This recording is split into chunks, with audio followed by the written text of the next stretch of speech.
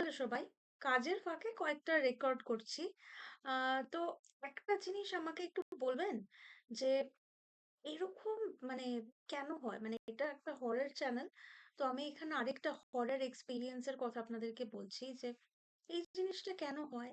যে ধরুন আ আমাদের যে হাউস হেল্প তাদের সাথে সবার মেক্সিমাম হাউস হেল্প এর সাথে এক গল্প।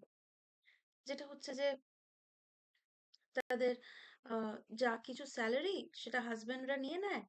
এবং হাসব্যান্ডরা সেটা দিয়ে মদ খায়। মদ খাওয়ার টাকা না দিলে তাদেরকে ধরে মারে। এটা কেন হয়? এটা তো কিছু একটা চেঞ্জ তো হওয়া উচিত।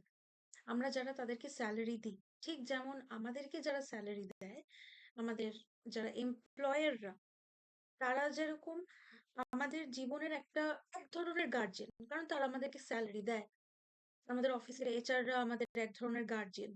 যে আমাদেরকে বলতে পারে যে, "এইটা করো না, সেটা করো, এরকম ভাবে এগো।" তো তো আমি এটাই বলছি যে আমরা যারা আমাদের হাউস হেল্পদেরকে স্যালারি দেই, ঠিক আছে? সেটা দিয়ে তাদের জীবনযাপন চলে ঠিকই। কিন্তু মানে আমাদের কি তাদের পার্সোনাল লাইফে একটুখানি ইন্টারফেয়ার করে একটু নাক গলিয়ে মানে আমি নাক গলানোর কথাই বলছি, একটু নাক গলালাম।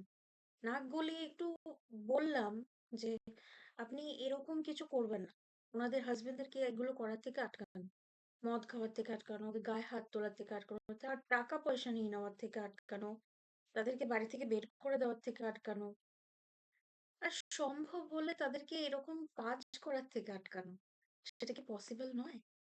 একটু ভেবে দেখুন তো। Stay tuned.